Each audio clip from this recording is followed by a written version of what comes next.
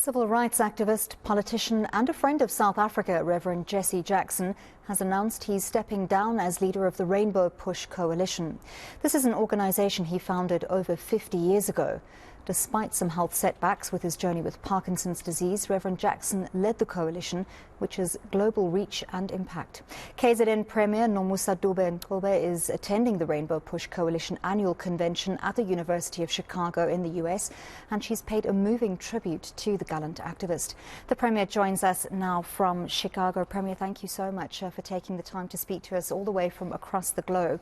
Perhaps we could start with hearing from you why it's important for South Africa in general and in particular for KZN to attend the 57th Rainbow Push Coalition in the USA. Yes, thank you very much. It was very important for us to attend this Rainbow Push Coalition announcement for retirement for Reverend Jesse Jackson. As you know, that he played a biggest role through our democracy, in attaining our democracy. You would remember that he even lobbied and actually pushed for the then President Reagan that he should not be talking to the apartheid government, but also advocating the civil rights movements to fight together with us to attain the democracy that we are enjoying today. That is why it was important for us that, again, we are here with him and with the organization, but also to talk to the African diaspora delegations. There's a number of countries that are attending here with an aim really of also joining those ties with different organizations, but also the diaspora.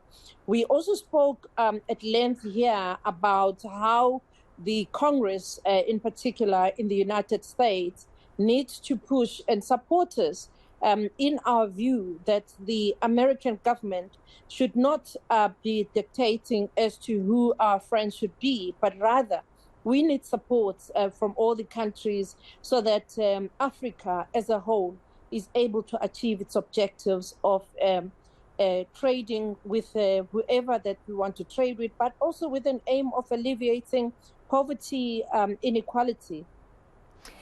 We're going to get back to US-South Africa relations in just a moment, but perhaps you can take a moment just to tell us about that tribute that you paid to the Reverend Jesse Jackson. Yes, I paid tribute to Reverend Jesse Jackson for the work, as I said, that he has played in our attainment of our democracy, but also talking at length about what it is that we need to be doing now that Africa has attained its democracy. South Africa has attained its democracy, that we've got African trade, Africa continental free trade agreements that are in place, which are aiming really at ensuring that we trade as African countries, but also we need in that the diaspora from around the globe, but particularly here in the United States of America. There's a number of major companies that are playing a role in South Africa and that they are investing in South Africa. And we need more of those investments to come. And what's a better way to demonstrate to those companies and those investors that we all should be going on the footsteps of the giants, such as the one of Reverend Jesse Jackson. We know his relations that he used to have, for instance, with Nelson Mandela and with other organizations, including the African National Congress, in fighting against, the apartheid government.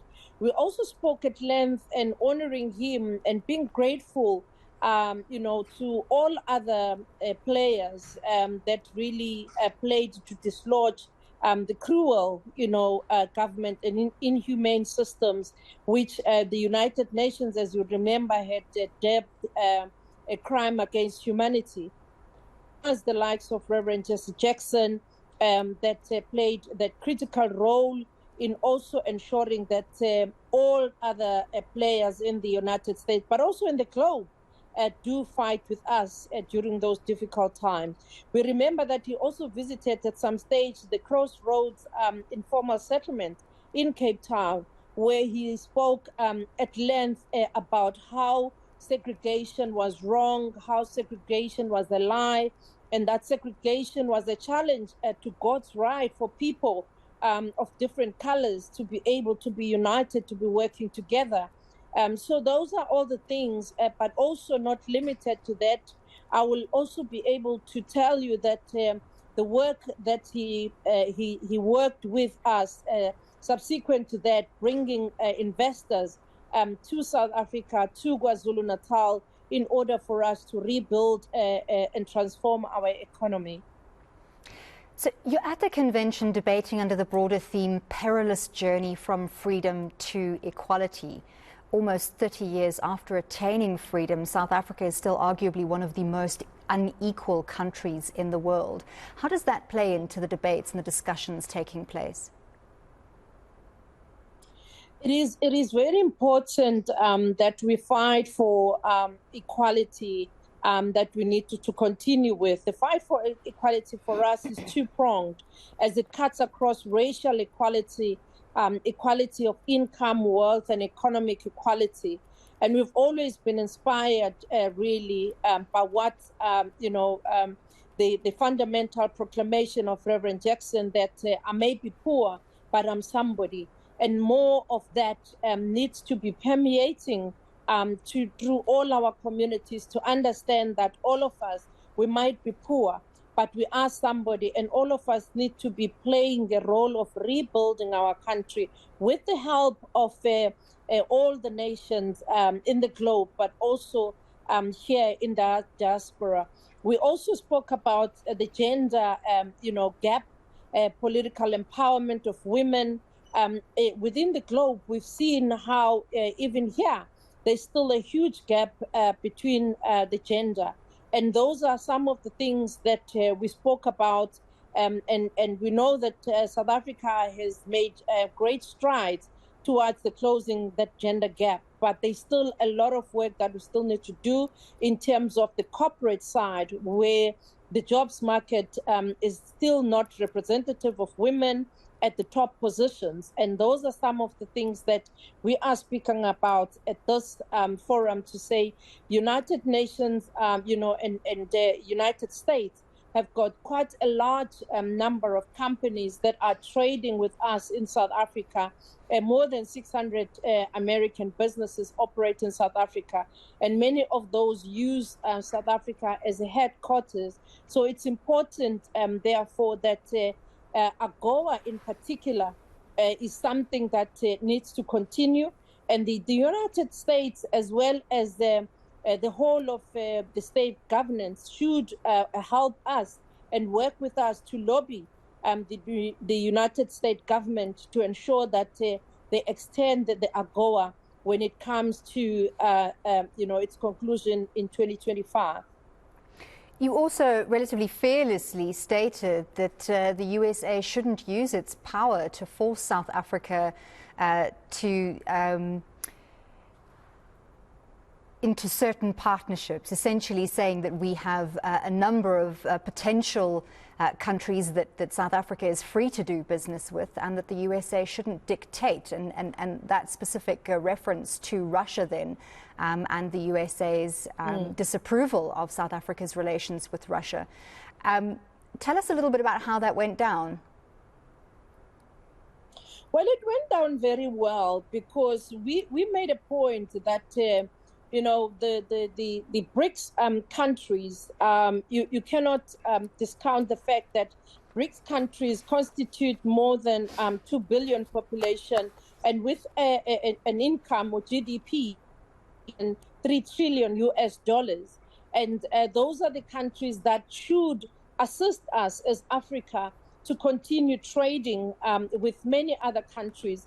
And BRICS, we've seen the South African president and the African president, going to Russia and talking to all the Ukraine presidents about peace. And in that regard, we know that we're living in a globe that needs to allow us to also work with those that we believe have got something or that will benefit our communities, but also particularly in Africa. And we perhaps understood that the economies, for the first time since the creation of Bretton Woods institutions and the multilateral forums, Africa is playing a central role in those discussions. So for us, Brics is an important partner, and that should assist us as Africa to grow our economy, but also remove our people out of poverty. And it's something that we said to the congresswomen, congressmen that are here, that we really want to see them lobbying for us, but also pushing in the Congress that America should not be dictating who our friends should be, but rather they should be supportive of our strides of growing in our economies within this multipolar world. Thank you so much once again for speaking to us here on Newsnight, and we hope you enjoy the rest of the time at the University of Chicago. That was KZN Premier Nomusa Dube-Ncube speaking to us from the USA.